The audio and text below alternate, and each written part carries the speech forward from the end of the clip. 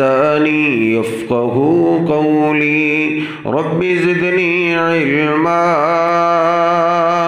سبحانك لا علم لنا إلا ما علمتنا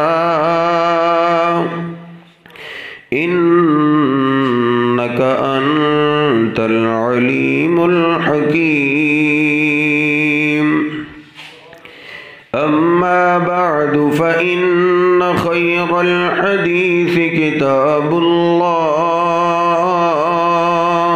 وخير الهدي هدي محمد صلى الله عليه وسلم وشر الأمور محدثاتها وكل محدثة بدعة وكل بدعة ضلالة وكل ضلالة في النار. أعوذ بالله السميع العليم من الشيطان الرجيم من همزه ونفخه ونفسه. بسم الله الرحمن الرحيم. يا أيها الذين آمنوا اتقوا الله حق تقاته ولا تموتن إلا وأنتم مسلمون. يا أيها الناس اتقوا ربكم الذي خلقكم من نفس واحدة وخلق منها زوجها وبث منهما رجالا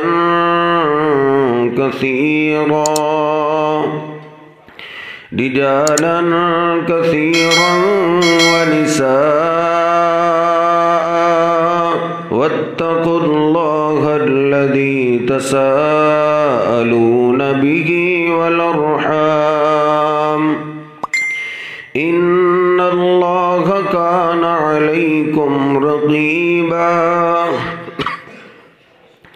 سبحان ربك رب العزة عما يصفون وسلام على المرسلين والحمد لله رب العالمين.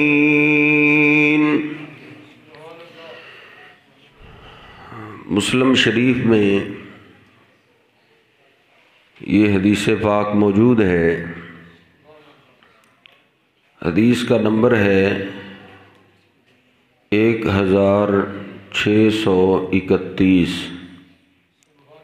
سیدنا ابو ہریرہ رضی اللہ تعالیٰ عنہ وہ روایت کرتے ہیں کہ نبی پاک صلی اللہ علیہ وسلم نے ارشاد فرمایا اذا مات الانسان انقطع عنہ عملہ، کہ جب انسان کو موت آ جاتی ہے تو اس کے دنیا کے کاموں کا سلسلہ ختم ہو جاتا ہے.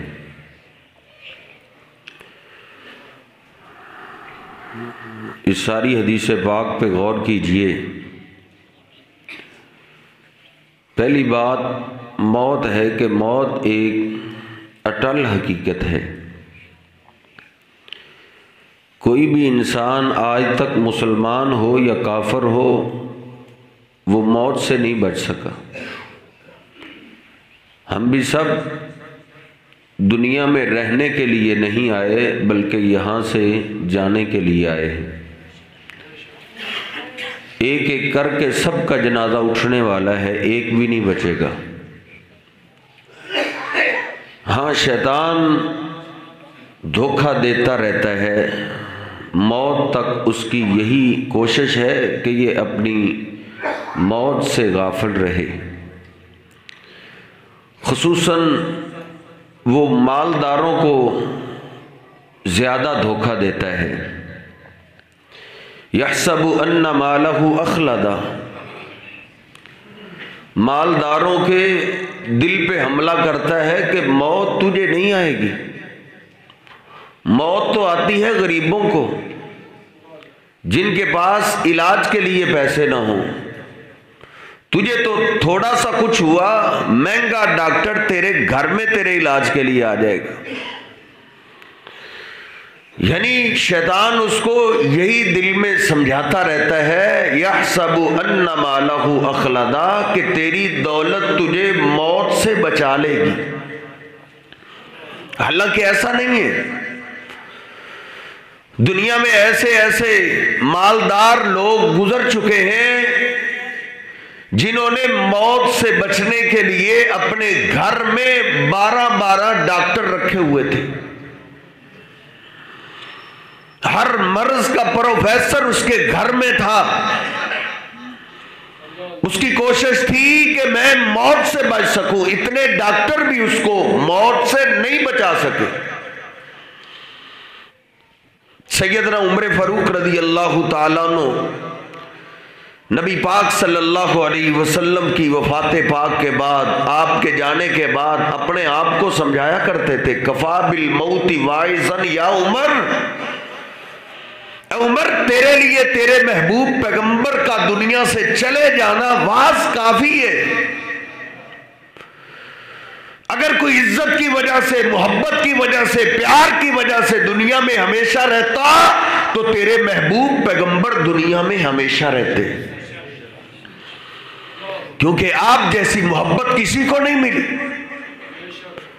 انسان تو انسان رہے، ان سے تو جانور بھی محبت کرتے تھے، ان کو درخت بھی سلام کرتے تھے، ان کو پتھر بھی سلام کرتے تھے، لیکن ایک دن انہوں نے بھی اس ہستی بستی دنیا کو چھوڑ دیا ہے۔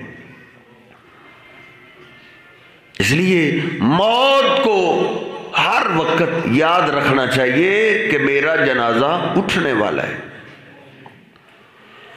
انقطع عنہ عمل، نبی پاک صلی اللہ علیہ وسلم فرماتے ہیں جب موت آ جاتی ہے تو ہر بندے کے دنیا کے کام ختم ہو جاتے ہیں، پھر بندہ کچھ نہیں کر سکتا، دنیا کا اس کا سلسلہ ختم۔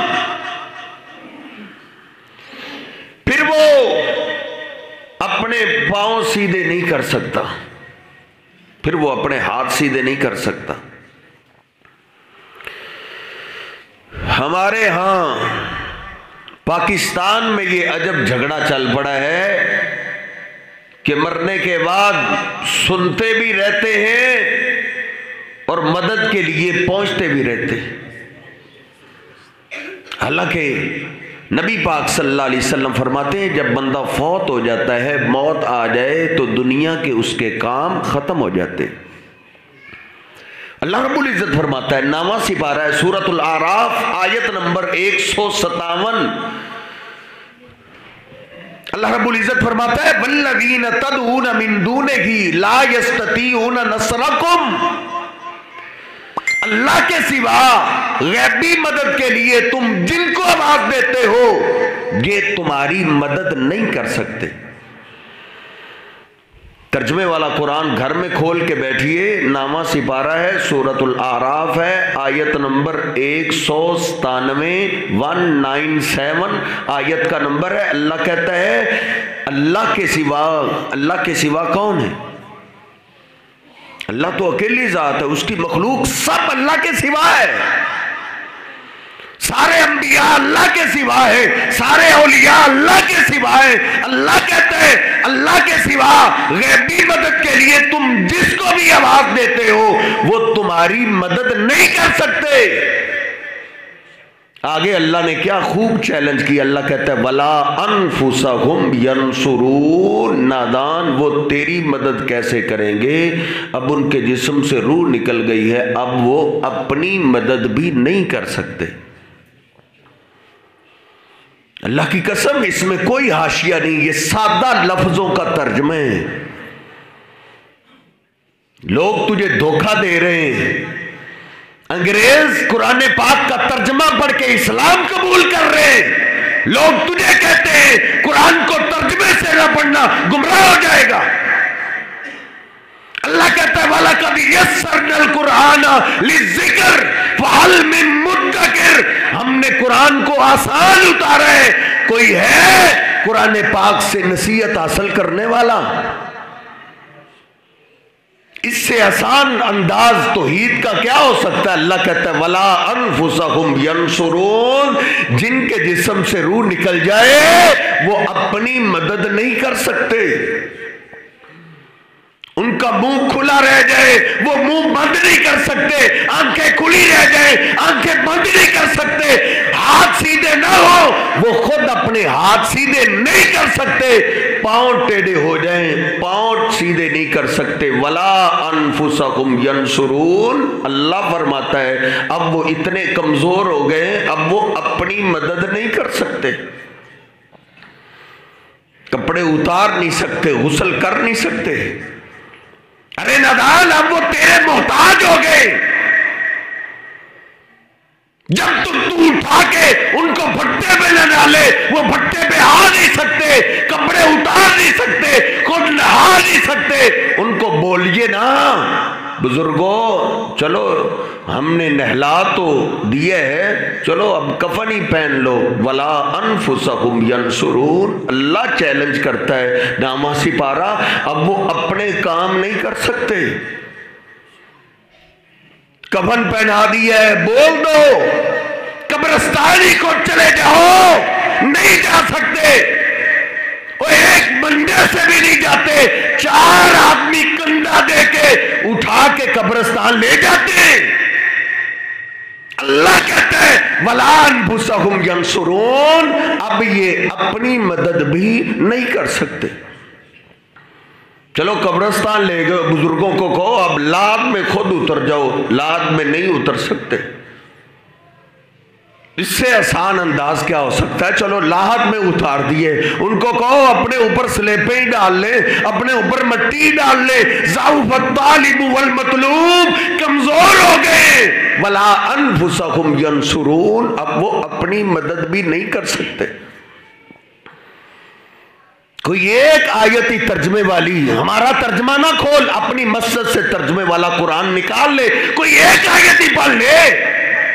22واں پارہ سورہ فاتر آیت نمبر 13 اللہ فرماتا ہے وَالَّذِينَ تَدْعُونَ مِن دُونِهِ مَا يَمْلِكُونَ مِن قِطْمِيرٍ، اللہ کے سوا غیبی مدد کے لیے تم جن کو آواز دیتے ہو وہ کھجور کے اندر ایک گٹھلی ہے، گٹھلی کے اوپر پتلا سا چھلکا ہوتا ہے، اس کو عربی میں قطمیر کہتے ہیں۔ اللہ کہتا ہے وہ گٹھلی کے چھلکے کے بھی مالک نہیں ہیں۔ جب ان کے جسم میں روح تھی ان کے نام بڑے بینک بیلنس، بڑی پراپرٹی، بڑی فیکٹرییں، بڑی جائیداد تھی، لیکن یہ سارے روشنییں، یہ ساری رونقیں اسی وقت تک تھی جب تک روح تھی، روح نکل گئی۔ اللہ کہتا ہے اب یہ دنیا کے مالک نہیں رہے، اب گٹھلی کے چھلکے کے بھی مالک نہیں ہیں۔ اللہ پاک نے اخیر نہیں کر دی توحید سمجھانے والے۔ کھجور ایک قبر ہے اور قبر کی میت وہ کھجور کی گٹھلی ہے، گٹھلی کا چھلکا وہ میت کا کفن ہے۔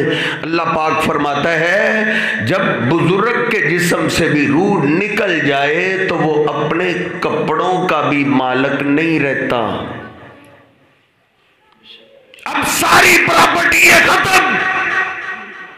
یار ادھر کوئی بزرگ آ جائے آپ سب مل کر اس کے لباس کو اتارنا چاہیں تو وہ آپ کو لباس اتارنے دے گا؟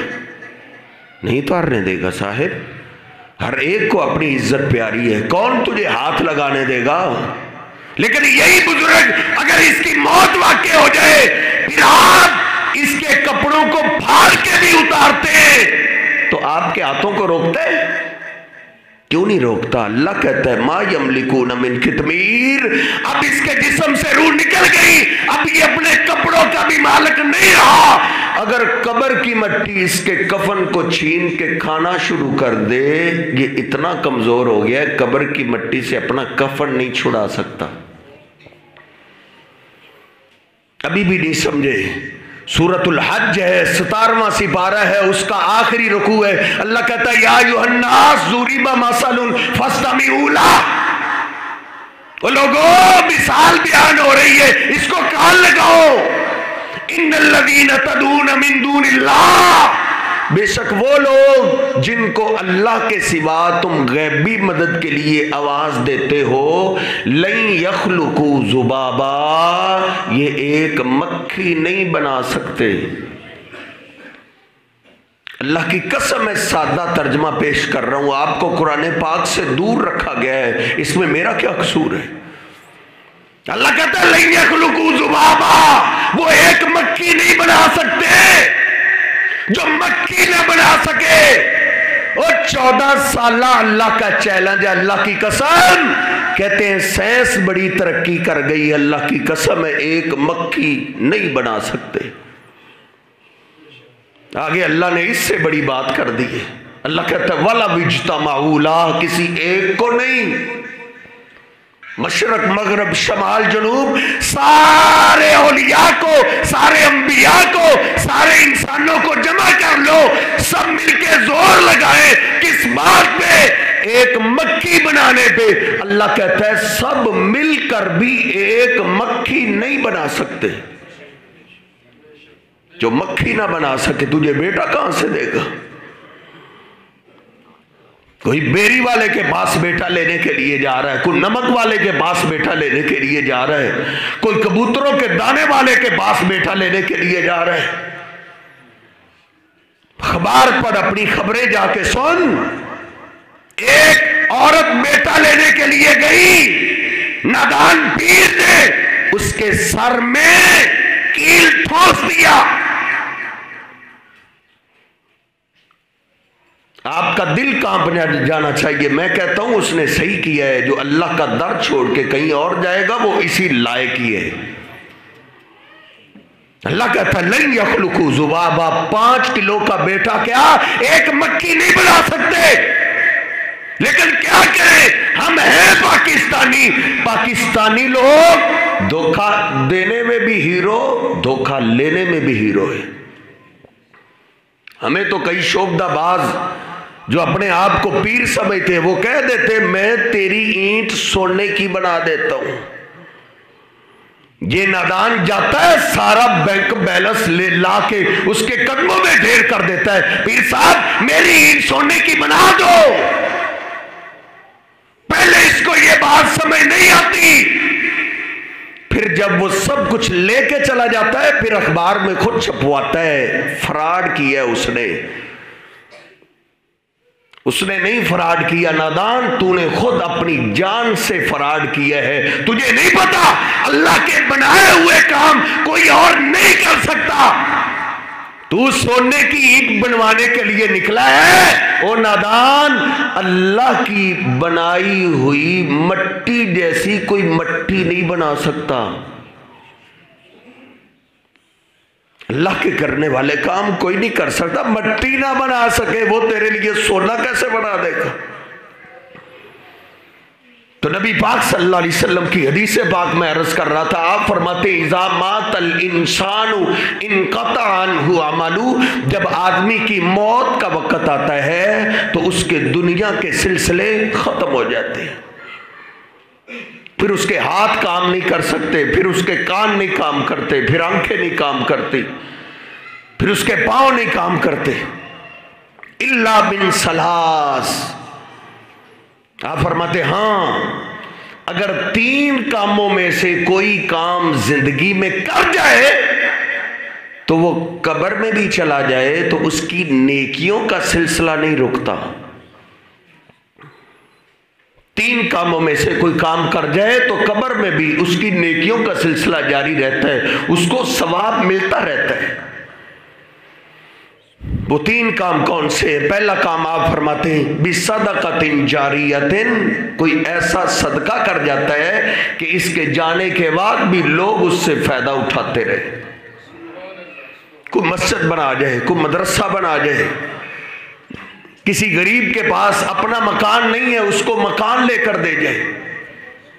جب تک غریب لوگ اس مکان میں رہیں گے اس کی نیکیوں کا سلسلہ قبر میں بھی چلتا رہے گا۔ او علم ينتفع به، دوسری بات نبی پاک صلی اللہ علیہ وسلم فرماتے علم چھوڑ جاتا ہے، کوئی طالب علم تیار کر جاتا ہے، کوئی عالم بنا جاتا ہے، کسی غریب کو کہتا ہے تو نے بچپن میں ہی اپنے بیٹے کو کام پہ لگا دی ہے، کتنی تنخواہ لیتا ہے؟ لے، اتنی تنخواہ مجھ سے لیتا رہے، تیرے بیٹے کو میں پڑھاتا ہوں۔ دین پڑھا جائے، قرآن و حدیث کا عالم اس کو بنا جائے، جب تک یہ تبلیغ کرتا رہے گا اس کا اتنا ہی ثواب اس کو بھی قبر میں ملتا رہے گا۔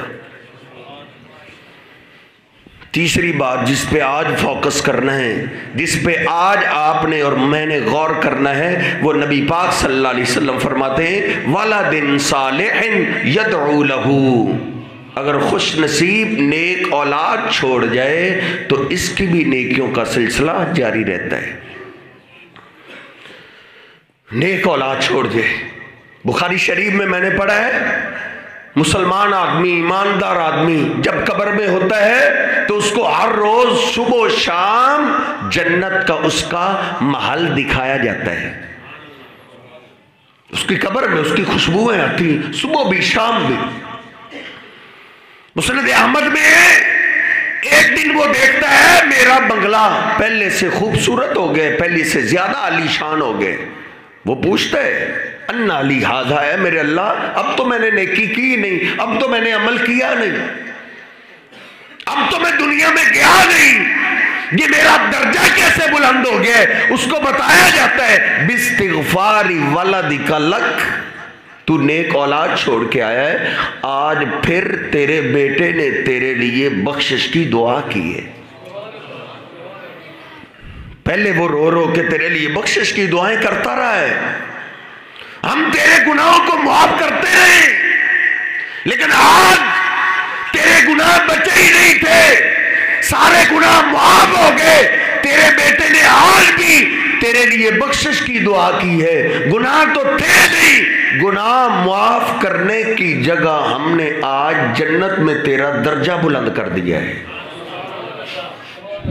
اس لیے سب سے زیادہ ہمیں توجہ اپنی اولاد پہ دینی چاہیے۔ کلکم رائن وکلکم مسئول عن رعیتہ، کیونکہ ہر ایک سے یہ اللہ کی امانتیں ہیں، ان امانتوں کے بارے میں ہر ایک سے سوال کیا جائے گا۔ اگر اولاد سنور جائے، ان کی تربیت ٹھیک ہو جائے، ایماندار ہو جائے، دیندار ہو جائے، تو پھر کیا کہنے؟ جیسے جیسے یہ نیک اعمال کرتا رہے گا، جتنا ثواب بیٹے کو اتنا ہی ثواب ایٹومیٹک باپ کو ماں کو قبر میں ملتا رہے گا۔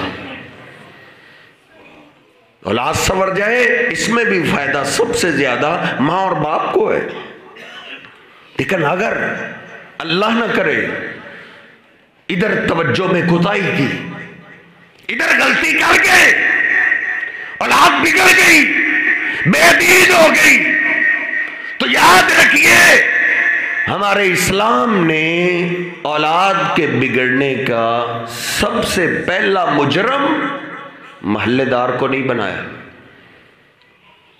یہ غلط سوچ ہے، میرے بیٹے کو محلے داروں نے خراب کر دیے، میرے بیٹے کو دوستوں نے خراب کر دیے، میرے بیٹے کو بیٹے کے کزنوں نے خراب کر دیے۔ نہیں، سب سے پہلا مجرم اولاد کے بگڑنے پہ میرا اور آپ کا دین ماں اور باپ کو کہتا ہے۔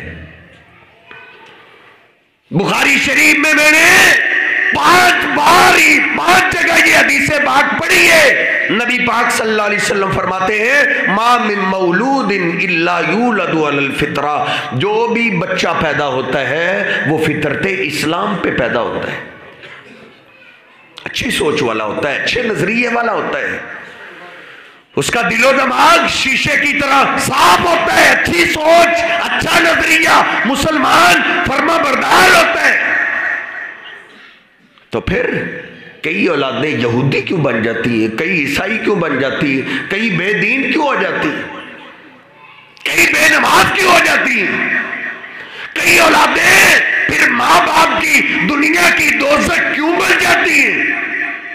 نبی پاک صلی اللہ علیہ وسلم فرماتے ہیں فَأَبَوَاهُ يُحَوِّدَانِهِ أَوْ يُنَصِّرَانِهِ أَوْ يُمَجِّسَانِهِ۔ اولاد دینداری تھی، بیٹا دینداری تھا، بیٹی دینداری تھی، بگاڑا کس نے، بے دین کس نے بنایا؟ آپ فرماتے ہیں اس کو یہودی بنانے والے ماں باپ ہیں، عیسائی بنانے والے ماں باپ ہیں، بے دین بنانے والے ماں اور باپ ہیں۔ سب سے پہلے مجرم ماں اور باپ ہیں۔ اس لیے اس پہ زیادہ توجہ دیجئے، اس پہ کڑی نظر رکھیے۔ جس طرح ملازموں کا بڑا خیال رکھتے ہو نا، کہیں فراڈ نہ کر جائے، کہیں دھوکہ نہ کر جائے، کہیں غلطی نہ کر جائے، اس سے کہیں زیادہ اپنی اولاد پہ نظر رکھ۔ کاروبار میں نقصان ہو گیا، سنور جائے گا، اللہ تیرے گھاٹے کو پورا کر دے گا، لیکن اللہ نہ کرے اولاد بگڑ گئی، اولاد کا واپس آنا ناممکن ہے۔ اس لیے اولاد پہ سب سے زیادہ توجہ کیجئے۔ امیر المومنین عمر فاروق رضی اللہ تعالیٰ عنہ کے پاس باپ ایک شکایت لے کے آیا تھا، ان ابنی یعقونی، امیر المومنین میں نے اپنے بیٹے پہ اپنی ساری جوانی لگا دی، میں نے اپنے بیٹے کو پالا ہے، اپنے بیٹے کی تکلیف میں اپنی تکلیف سمجھتا تھا، اب میرا بیٹا جوان ہو گیا ہے، اب وہ کمانے لگا ہے، میں بوڑھا ہو گیا ہوں، اب میری اولاد، میرا بیٹا میرا نافرمان ہو گیا ہے، میرے بیٹے کو سمجھاؤ۔ امیر المومنین نے بھیجا، اس کے بیٹے کو پکڑ کے لاؤ، پکڑ کے لایا گیا، امیر المومنین کے سامنے باپ اور بیٹا دونوں پیش کیے گئے۔ سب سے پہلا سوال امیر المومنین نے باپ سے کیا ہے، ما علمتہو من الکتاب والسنہ، اے بزرگو آپ نے اپنے اس بیٹے کو قرآن و حدیث کی تعلیم دی ہے؟ قرآن و حدیث کتنا سکھایا ہے؟ میں اور آپ بھی دیکھیں نا، قرآن و حدیث کی ہم نے تعلیم کیا دی ہے اپنی اولاد کو؟ کیونکہ ماں باپ کے حقوق تو صرف قرآن و حدیث ہی بتاتا ہے۔ تو نے اپنی اولاد کو کس مذہب کے لیے وقف کی ہے؟ کس انگریز کے قانون کے لیے جن کے ہاں مذہب یہ ہے کتوں کو اپنے بستر پہ لٹاؤ اور ماں باپ بوڑھے ہو جائیں تو وہ حکومت کو جمع کرواؤ؟ ان کے ہاں یہ قانون ہے۔ تیرے دل میں اسلام کی نفرت تو ہے نا، قرآن و حدیث کی تعلیم کی دشمنی تو تیرے دل میں ہے، لیکن دیکھ تو جب بوڑھا ہو جاتا ہے تیرے بڑھاپے کے حقوق قرآن و حدیث ہی تیری اولاد کو بتائے گا نا، قرآن و حدیث ہی دکھاتا ہے، بتاتا ہے۔ او بیٹے اگر تیرے ماں بوڑھے ہو گئے، ماں بھی باپ بھی، تو یاد رکھ اب بوڑھے ماں باپ تیری جنت بھی ہیں جہنم بھی ہے۔ تیری جنت جہنم کا فیصلہ تیرے ماں باپ ہیں۔ یہ قرآن و حدیث تعلیم دیتا ہے، اس کو ہم نے ثانوی حیثیت دے دی۔ اصل تعلیم یہ تھی، ہم نے اس کو تعلیم بولا ہی نہیں۔ ہاں انگلش زبانیں سکھا اپنے بیٹے کو، جتنی مرضی سکھا، کاروبار بزنس مین بنا، لیکن اصل تعلیم جو ہے انگلش زبان سیکھنے میں 1-2 سال لگ جائیں گے۔ تو نے اپنی اولاد کا کیسے وقت ضائع کیا ہے؟ میٹرک کے ایک گتے کے لیے 14 سال تو نے لگوائے ہیں اپنے بیٹے بیٹی کے، 14 سال۔ میٹرک کے ایک گتے سے تیرے بیٹے کو کیا ملے گا؟ اس سے بھی بڑھ کے ایم اے اور پی ایچ ڈی پہ 20 سال لگ جاتے ہیں۔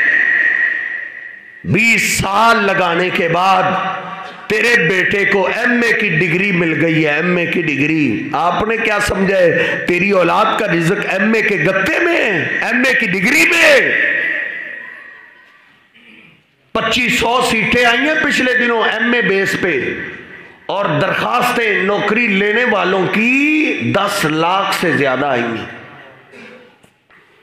10 लाख आदमी एमए की डिग्री लेके घर फारग बैठे, लाखों रुपया लगा दिया, अपने बेटे की आधी जिंदगी भी खपा डाली, किस पे? डिग्रियां लेने पे। लेकिन अपने बेटे को नहीं सिखाया, कुरान नहीं सिखाया, हदीस नहीं सिखाई। अपनी औलाद की तरबियत के लिए देखना, मां बाप मुजरम नहीं तो कौन मुजरम है? जवान बेटी को वो मजहब पढ़ाने के लिए किसने वक्फ किया है? जो इतना गंदा निसाबे तालीम है, अल्लाह की कसम, बाहया बाप अपनी बेटी को नहीं पढ़ा सकता। स्टोरियां उधर पढ़ा के आए, जवान बेटी पढ़ के आई। नबी पाक सल्लल्लाहु अलैहि वसल्लम का फरमान गलत नहीं हो सकता। जब बेटी जवान वो पढ़ के घर आई, घर का माहौल मोहल्लेदारों ने दिया है, घर का माहौल तेरे कजनों ने दिया है। घर के अंदर वो लाइव स्टोरियां दिखाई जाती हैं फिल्म की शक्ल में, ड्रामों की शक्ल में। उनमें क्या होता है? लव स्टोरी ही तो होती है, जिसमें तेरे बेटे और बेटी का माइंड बना दिया जाता है गंदे हिस्से के बगैर भी कुछ जिंदगी है। फिर वो भागेगी नहीं तो और क्या करेगी? इससे भी बढ़ के औलाद का कत्लेआम बाप और बेटा करते हैं। इससे भी बढ़ के क्या जुर्म किया है मां बाप ने? जवान बेटे बेटी को मोबाइल थमा दिया है। मोबाइल, तेरी जवान बेटी के पास मोबाइल नहीं है, ये गैर महरम है, ये गैर महरम है। वो कभी जो शर्मो हया की दास्तानें शहरों में भी हुआ करती थी, देहातों में भी हुआ करती थी, जो बेहयाई के मौके बड़े ही मुश्किल हुआ करते थे, इन मोबाइल कंपनियों ने आसान कर दिए। मोबाइल का खर्चा इसको कौन देता है? मोबाइल लेकर किसने दिया है? अल्लाह की कसम, आसमान फट सकता है, जमीन फट सकती है, लेकिन मेरे महबूब पैगंबर की ज़बान पाक से निकले हुए मोती गलत नहीं हो सकते। ताहिर नकाश ने कलम के आंसू में लाहौर का सच्चा वाकया लिखा है। एक लड़का और लड़की मोबाइल पे बातें करते रहे, फर्जी फर्जी नाम रख के 1 साल तक बातें करते रहे, साल तक।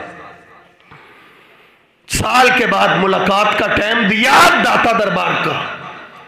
बदकिस्मती से आज दरबार काम ही इसी आते हैं। दोनों मुलाकात के लिए जब आमने सामने हो गए, दोनों के शर्म के मारे सर झुक गए, क्योंकि दोनों हकीकत में सगे बहन भाई थे।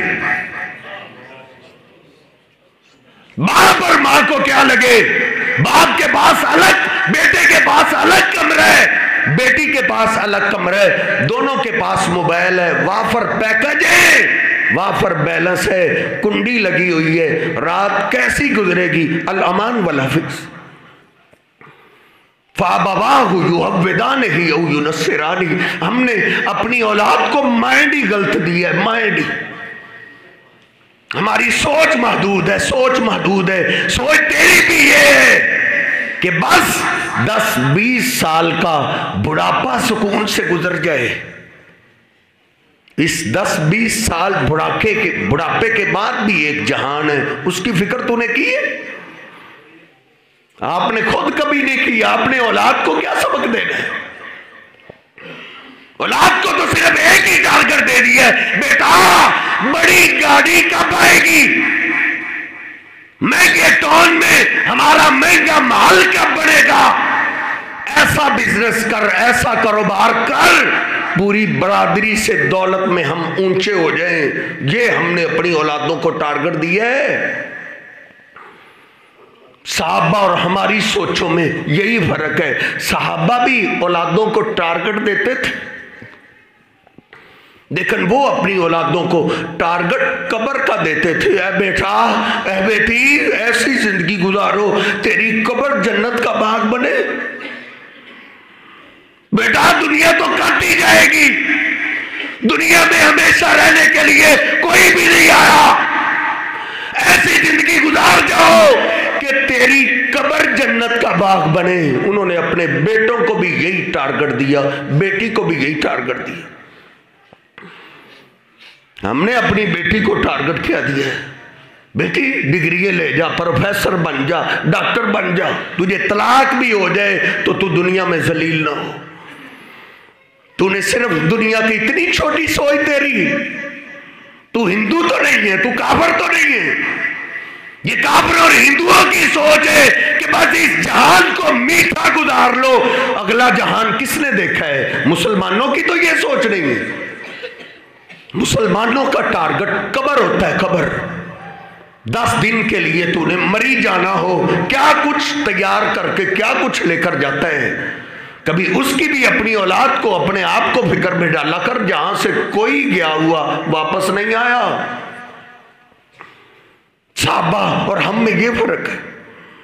دیکھ لیجئے عبداللہ بن عمر رضی اللہ تعالیٰ عنہ ہر روز صبح بھی شام بھی اپنے بیٹوں کو واعظ کرتے تھے۔ اذا امسیتم فلا تنتظروا البصا، اے بیٹو شام ہو گئی ہے، صبح کا انتظار نہ کرو۔ صبح ہوتی پھر بلا لیتے، بیٹا صبح ہو گئی ہے، شام کا انتظار نہ کرو، ہو سکتا ہے شام سے پہلے ہم میں سے کوئی قبرستان چلا جائے۔ صبح بھی اپنے بیٹوں کو واعظ کرتے، شام کو بھی واعظ کرتے، شام ہو گئی ہے صبح کا انتظار نہ کرو، صبح ہو گئی شام کا انتظار۔ ایسی آخرت کی فکر سکھایا کرتے تھے اپنے بیٹوں کو۔ پھر بیٹے کا مائنڈ کیسا بن گیا؟ بیٹے کا مائنڈ انہی کا بیٹا ہے سالم، عبداللہ بن عمر رضی اللہ تعالیٰ عنہما کا بیٹا ہے سالم۔ بیت اللہ میں لوگ جمع ہو گئے، مدینہ پاک سے عمر فاروق کا پوتا ہے، محدث ہے، لوگ جمع ہیں۔ وقت کے بادشاہ نے دیکھا کس کے ارد گرد لوگ جمع ہیں، عبد الملک ہے۔ بولا گیا مدینہ پاک سے محدث آیا ہے، عمر فاروق کا پوتا سالم آیا ہے۔ اچھا، رک گیا، انتظار کرتا ہے لوگ کب جائیں، لوگ اپنے سوالات کب ختم کریں تو میں اس سے ملاقات کروں۔ جب لوگوں کا رش ختم ہوا، قریب ہوئے، کہا آپ عمر فاروق رضی اللہ تعالیٰ عنہ کے پوتے؟ جی۔ عبداللہ بن عمر کے بیٹے؟ جی۔ کہتے ہیں میں عبد الملک وقت کا بادشاہ ہوں، اللہ پاک نے مجھے بادشاہی دی ہے۔ اللہ کا من حاجت، او سالم تم عمر فاروق کے پوتے ہو، اگر کوئی تمہاری ضرورت ہے تو مجھے بتاؤ، میں تیرے کام آ جاؤں، میں تیری ضرورت پوری کر دوں۔ اس بیٹے نے کیا جواب دیا؟ اس نے کہا وقت کے بادشاہ ذرا دیکھو تو صحیح ہم کھڑے کہاں ہیں۔ انی استحییت من ربی، مجھے اپنے رب سے حیا آتی ہے کہ اس کے گھر میں کھڑے ہو کے میں اللہ کے سوا تجھ سے مانگوں۔ لیکن اس دور کے بادشاہ بھی کوئی اچھے ہوا کرتے تھے۔ اس نے سوچا اس کے کو کام آ جاؤں، اس کی کوئی ضرورت پوری کر جاؤں، شاید اللہ مجھے معاف کر دے۔ اس نے انتظار کیا کہ یہ اللہ کے گھر سے باہر کب نکلتا ہے۔ سالم کے انتظار میں، اس کی نگرانی میں رہا۔ سالم باہر نکلے، بھاگا ہوا پیچھے سے پہنچا، کہا سالم اب تو آپ اللہ کے گھر سے باہر آ گئے، اللہ کا حاجتن، کیا کوئی ضرورت ہے تو مجھے بتا دو، میں آپ کی ضرورت پوری کر دوں۔ سالم نے کیا بولا؟ آپ میرے کیا کام آ سکتے ہیں؟ امن حوائج الدنیا ام من حوائج الاخرہ، کیا دنیا کی کوئی ضرورت پوری کریں گے یا آخرت کی ضرورت پوری کرو گے؟ عبد الملک کانپ گیا، اس نے کہا میرے بس میں تو دنیا ہے، اللہ نے مجھے دنیا کا بادشاہ بنایا ہے، آخرت تو میرے بس کی بات ہی نہیں ہے، دنیا مانگ لو۔ کیا کہتے ہیں؟ اللہ کی قسم دنیا کا سوال تو میں نے کبھی اللہ سے نہیں کیا، میں تجھ سے دنیا کا سوال کیسے کر لوں؟ وہ جو حقیقی بادشاہ ہے، جو بادشاہی دینے والا ہے، دنیا کا سوال تو میں نے کبھی اس سے نہیں کیا۔ یہ صحابہ اکرام کی اولادیں ہیں۔ صحابہ اپنی اولادوں کو ٹارگٹ قبر کا دیا کرتے تھے، بیٹا قبر جنت کا باغ بننی چاہیے۔ اسی لیے صحابہ اکرام کی اولادیں بھی نیک ہوا کرتی تھیں، وہ حرام کام نہیں کیا کرتے تھے۔ دیکھ ایک بیٹی نبی پاک صلی اللہ علیہ وسلم کے پاس آئی ہے، چڑھتی جوانی والی، بلوغت کو پہنچی ہے، بخاری شریف کھولیے، عرض کرتی ہے اللہ کے رسول آپ سب کے لیے دعا کرتے ہیں، میرے لیے بھی دعا کر دیجیے۔ کیا بات ہے؟ عرض کرتی انی اسرع فدعوا اللہ لی، اللہ کے رسول مجھے مرگی کا دورہ پڑتا ہے، دل چاہتا ہے آپ کے خطبات سنوں، آپ کے پیچھے نمازیں پڑھوں، لیکن مرگی کا دورہ پڑتا ہے، دعا کیجئے اللہ مجھے شفا دے دے۔ حکیم بھی کہتے ہیں یہ لا علاج مرض ہے، آپ دعا کر دیں۔ نبی پاک صلی اللہ علیہ وسلم نے کیا فرمایا؟ ان شئت دعوت اللہ ان یعافیکی، اگر تم چاہتی ہو تو میں دعا کر دیتا ہوں اور میرا اللہ تجھے شفا دے دے گا۔ وہ صرف دنیا کی سوچنے والے دیکھ، صرف 20-30 سال بڑھاپے کو ہی سب کچھ سمجھنے والے دیکھ، بچی کو آپ نے کیا گارنٹی دی ہے کہ میں ادھر سے دعا کروں گا میرا اللہ تجھے شفا دے دے گا، لیکن بیٹا ایک میرا مشورہ ہے، ان صبرتی ولکل جنہ، اگر اس لا علاج مرض پہ تم مجھ سے دعا نہ کرواؤ، صبر کرو تو بیٹا اس صبر کے بدلے میرا اللہ تجھے جنت دے گا۔ اس نے نہیں بولا اللہ کے رسول پھر مجھے اجازت دو، میں اپنے باپ سے مشورہ کر رہا ہوں، میرا باپ پتہ نہیں مجھے کیا بنانا چاہتا ہے، اللہ کے حبیب مجھے اجازت دو میں اپنی ماں سے اجازت لے کے آؤں، میری ماں کے پتہ نہیں کیا ارمان ہے، وہ بچی جانتی ہے ماں باپ کی تو ایک ہی بات ہوتی ہے بیٹا کسی طریقے سے تیری قبر جنت کا باغ بن جائے، ان کی تو یہی بات ہوتی ہے۔ وہ فوراً بولی، عرض کرتی اللہ کے رسول اگر آپ مجھے جنت کی ضمانت دیتے ہیں، اگر آپ گارنٹی دیتے ہیں کہ میری قبر جنت کا باغ بن جائے گی، اللہ کے رسول پھر آپ میرے لیے دعا مت کیجئے، ساری زندگی صبر کر کے میں اپنے رب سے جنت ہی لوں گی۔ صحابہ اکرام اپنی اولادوں کا ٹارگٹ قبر دیا کرتے تھے، قبر کہ قبر جنت کا باغ کیسے بنے گی۔ اس لیے سمجھائیے اپنی اولاد کو، کبھی واز کیا کر اپنی اولاد کو بھی، پرے پچایت کے اندر محلے داروں میں بیٹھ کے، دوست احباب میں بیٹھ کے تجھے بڑی باتیں آتی ہیں، کبھی اولاد کو بھی سمجھا لیا کر۔ جانتے ہیں اولاد کو سمجھانے والی ادا اللہ کو کتنی پسند آتی ہے۔ ایک باپ کا تذکرہ اللہ نے قرآن میں ایسے کیا ہے، اللہ نے ایسے ذکر کیا ہے جیسے اللہ اپنے پیغمبروں کا تذکرہ کرتا ہے۔ وہ کون تھا باپ؟ لقمان علیہ السلام۔ اللہ کہتا ہے وَلَقَدْ آتَيْنَا لُقْمَانَ الْحِكْمَةَ، لوگو لقمان باپ بڑا سیانہ تھا، اس کو ہم نے حکمت دی تھی، وہ سمجھدار تھا، وہ سیانہ تھا۔ اس نے کیا کیا؟ اللہ نے اس کو سمجھدار کہا ہے کہ یہ سمجھدار باپ تھا۔ کیوں؟ اللہ کہتا ہے میں اپنے محبوب پیغمبر پہ قربان جاؤں، میرے پیغمبر نے اس سورت کا نام ہی سورہ لقمان رکھ دیا تھا۔ اللہ کہتا ہے اِذْ قَالَ لُقْمَانُ لِابْنِهِ وَهُوَ يَعِظُهُ، میرے لقمان کو یاد کرو جب لقمان اپنی اولاد کو سامنے بٹھا کے ان کو واعظ کیا کرتے تھے۔ جس طرح میں آپ کو واز کر رہا ہوں اور آپ سن رہے ہیں، لقمان علیہ السلام اپنی اولاد کو سامنے بٹھا کے ایسے ان کو واز کیا کرتے تھے۔ اللہ پاک کو ان کی ادا یہ اتنی پسند آئی، اللہ نے ان کے واز کا تذکرہ اپنے قرآن میں کیا ہے۔ تو نے اپنے بیٹے کو کوئی بات بھی سمجھانی ہو، بیٹے کے دوستوں کو کہتا ہے میرے بیٹے کو یہ سمجھا، تیرے بیٹے کے دوست کیا تجھے سمجھائیں گے؟ تیرے بیٹے کو کیا سمجھائیں گے؟ خود ٹینشن لے، خود پریشانی لے، خود اپنی اولاد کو سمجھا۔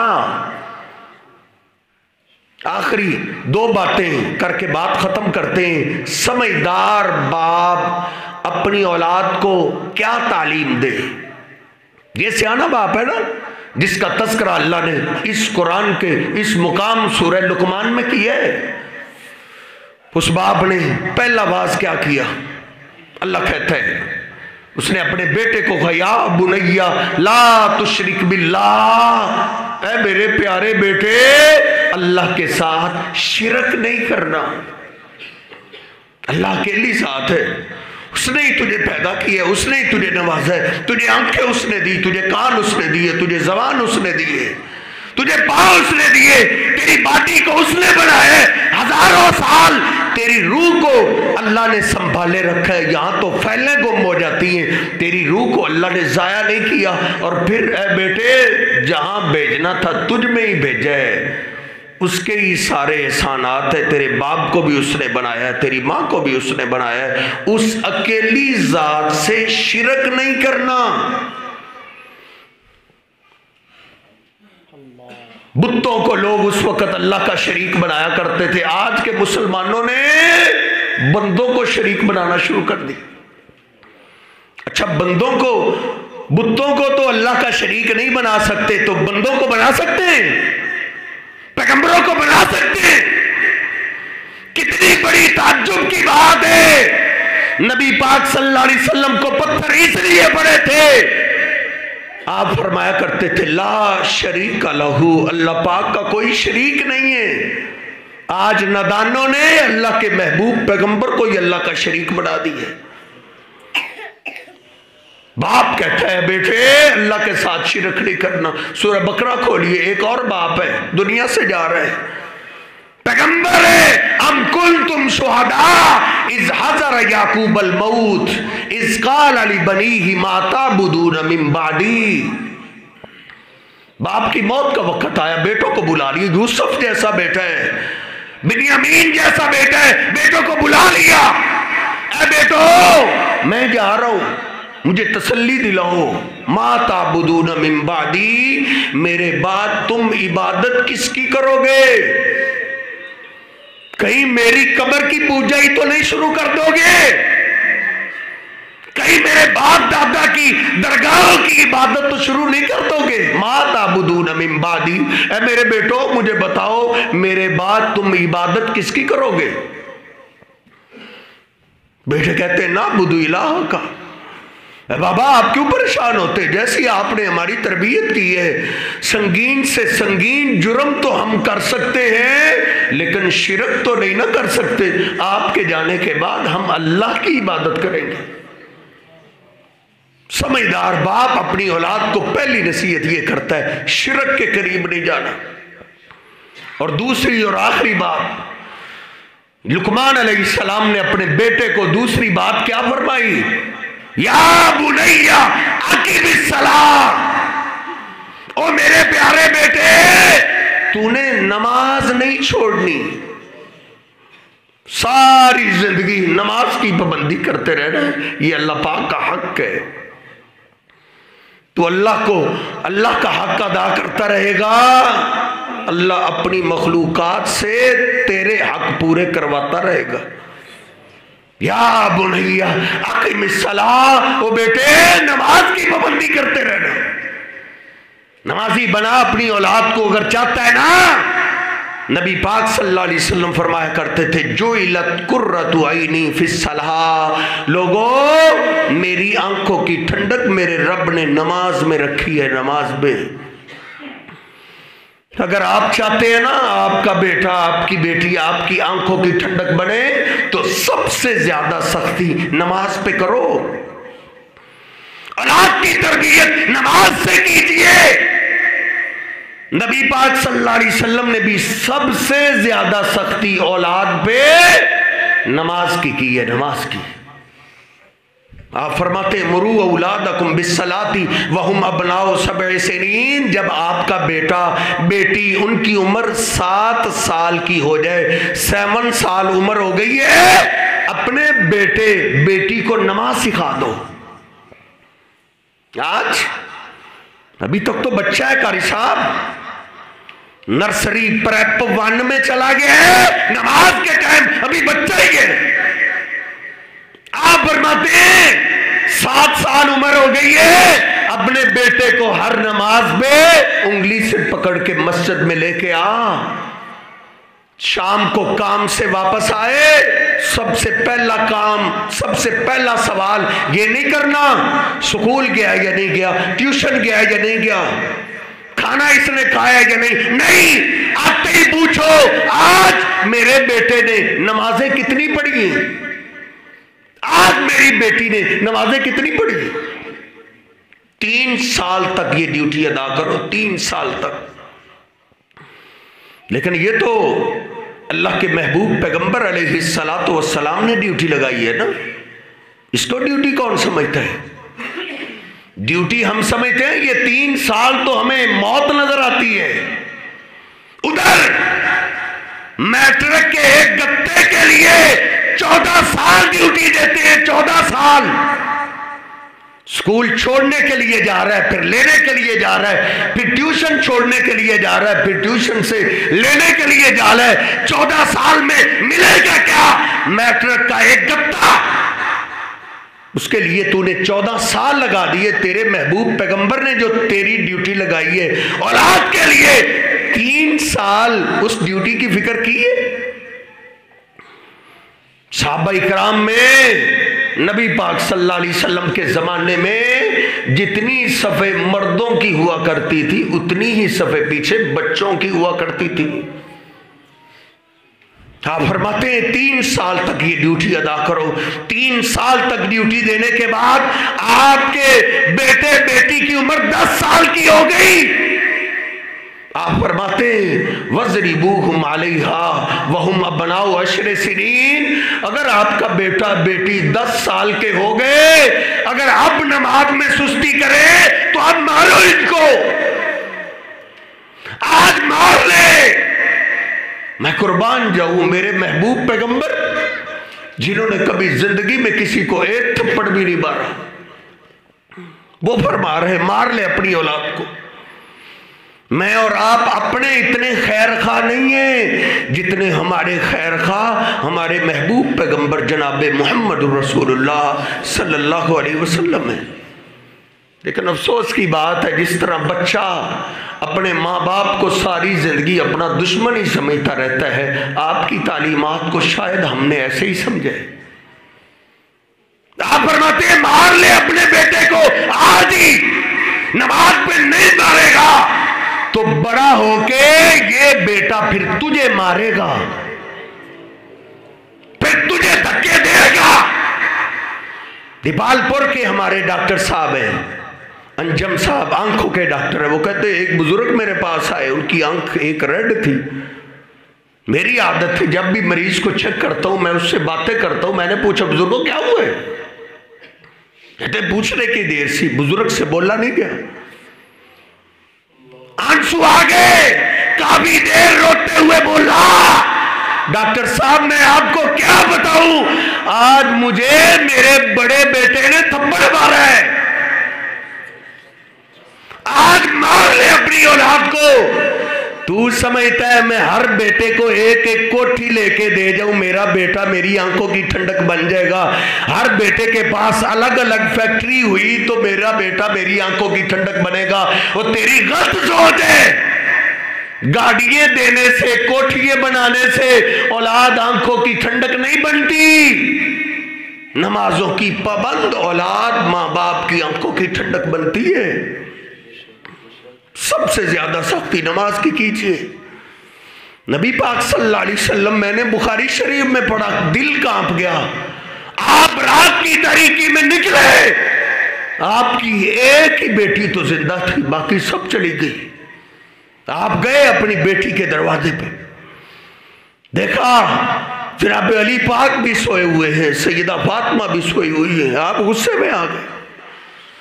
آپ فرماتے ہیں تہجد کا ٹائم ہے، اللہ کے نیک بندے، قبروں کی تیاری کرنے والے، آخرت کی فکر کرنے والے تہجد کے ٹائم مصلی پہ آ جاتے ہیں، تم ابھی سوئے ہوئے ہو۔ نبی پاک صلی اللہ علیہ وسلم اپنی بیٹی کو ڈانٹ رہے ہیں، کس پہ؟ تہجد کی نماز پہ، تہجد کی نماز پہ۔ یہ کون سی آپ کی بیٹی ہے؟ ان فاطمہ سیدۃ نساء اہل الجنہ۔ وہ میرے محبوب پیغمبر، اگر آپ اپنی بیٹی سے پیار کرتے ہیں تو ہم بھی آپ کی محبت کا احترام کرتے ہیں۔ آج سے ہم نے آپ کی بیٹی فاطمہ کو جنتی عورتوں کا سردار بنا دی ہے، آپ ان کو ڈانٹ رہے ہیں۔ بیٹا تہجد کی نماز کے لیے بیدار ہوا کرو، تہجد کی نماز نہ چھوڑا کرو۔ صحابہ اکرام بھی اپنی اولادوں پہ سب سے زیادہ سختی نماز کی کیا کرتے تھے۔ امام مجاہد رحمہ اللہ فرماتے ہیں، بہقی میں لکھا ہے، کہتے ایک بدری صحابی کو میرے ساتھ تھا، بیٹا سامنے آیا، آتے ہی پوچھا اصلیت معنا، نماز میں تھے تم نے یہ نماز جماعت کے ساتھ پڑھی ہے؟ کہتا جی ابا جی نماز میں نے جماعت کے ساتھ پڑھی ہے۔ باپ کا دوسرا سوال، اس نے کہا میں آیا ہوں، تم مجھے دکھائی نہیں دیے۔ ادرکت تکبیرۃ الاولی، کیا آپ نے تکبیر اولی کے ساتھ نماز پڑھی ہے؟ جب امام نے پہلی اللہ اکبر کہی ہے تم اس وقت جماعت میں تھے؟ بیٹا کانپ گیا، اس نے کہا ابا جی تھوڑا سا پیچھے تھا، تکبیر اولی صرف رہی ہے۔ امام مجاہد کہتے ہیں باپ اتنا ڈانٹنے لگا، تیری تکبیر اولی رہ گئی۔ اور بیٹے نبی پاک صلی اللہ علیہ وسلم کے زمانے میں جو تکبیر اولی سے پیچھے رہا کرتے تھے ہم ان کو منافق سمجھتے تھے، تیری تکبیر اولی رہ گئی۔ کہتے ہیں ڈانٹتے ڈانٹتے رو پڑے، کہتے ہیں بیٹا میری 100 اونٹنیاں بھی مر جاتی، مجھے اتنا دکھ نہیں ہونا تھا جتنے تیرے تکبیر اولی کے فوت ہونے پہ مجھے دکھ ہو رہا ہے۔ 100 اونٹنیاں 2 کروڑ کی بنتی ہیں، باپ کہہ رہا بیٹا میرا 2 کروڑ کا بھی نقصان ہو جاتا مجھے اتنا دکھ نہیں ہونا تھا جتنا تیری تکبیر اولی کے فوت ہونے پہ مجھے تکلیف ہو رہی۔ یہ صحابہ اکرام تھے۔ ایک باپ بیٹا روم کی جنگ میں شریک ہے، روم کی جنگ میں شریک ہے، روم کے فوجیوں نے بیٹے کو قید کر لیا۔ صحابہ کہتے ہیں اس باپ کی ہم نے عجب بے قراری دیکھی۔ اللہ سب کے بیٹوں کی حفاظت کرے، جس کا بیٹا گم ہو جائے ماں اور باپ کو یہی فکر رہتی ہے پتہ نہیں میرے بیٹے کو ناشتہ بھی ملا یا نہیں ملا، دوپہر کا کھانا بھی ملا یا نہیں ملا، رات بھر گئے پتہ نہیں میرے بیٹے کو بستر بھی ملا یا نہیں ملا۔ لیکن اس باپ کی عجب کیفیت ہم نے دیکھی، جب مؤذن اذان کہتا تھا وہ ڈھائی مار کے رو پڑتا تھا، کہتا تھا میرے اللہ میرے بیٹے کی نماز کا کیا بنتا ہوگا، اللہ میرا بیٹا اندھیر کوٹھڑیوں میں بند ہوگا، وہ تو کافروں کے ملک میں ہے، اس کو تو نماز کا نہیں پتہ چلتا ہوگا۔ صبر نہ کر سکا، روتا ہوا پہاڑی پہ چڑھتا کہتا ہے میرے اللہ تو جانتا ہے جب سے میرے بیٹے کی عمر 10 سال کی ہوئی ہے آج تک میرے بیٹے نے ایک نماز بھی ضائع نہیں کی، اللہ میرا بس نہیں چل رہا، میں کیا کر سکتا ہوں، اے اللہ تیرے لیے تو کوئی کام مشکل نہیں ہے، میری آواز میرے بیٹے تک پہنچا دے۔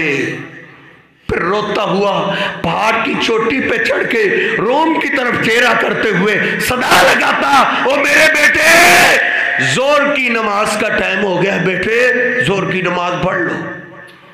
हो सकता है तुम बंद कोठड़ी में बंद हो, तेरे पास पानी ना हो, तो बेटा मट्टी है, मट्टी से तयम्मुम करके नमाज पढ़ लो। जब नमाज का टाइम होता वो पहाड़ी पे चढ़ते, जब तक बेटा रिहा ना हुआ 5 नमाजों पे वो अपने बेटे की तरफ सदा लगाता रहा, वो बेटे फलां नमाज का टाइम हो गया, नमाज पढ़ लो। सोचा जा सकता है ऐसे बाप का बेटा घर में हो और वो नमाज ज़ाया कर दे। इसलिए मेरे और आपके महबूब पैगंबर ने मेरी और आपकी ड्यूटी लगाई है कि औलाद पे सबसे ज़्यादा सख्ती नमाज की कीजिए। इन बातों में हमारे अंदर बड़ी सुस्ती है, इसी वजह से औलादें बिगड़ रही हैं। अल्लाह रब्बुल इज़्ज़त मुझे और आपको समझने की तौफीक अता फरमाए। वक़ूलु क़ौली हाज़ा अस्तग़फ़िरुल्लाह ली व लकुम व लिसाइरिल मुस्लिमीन।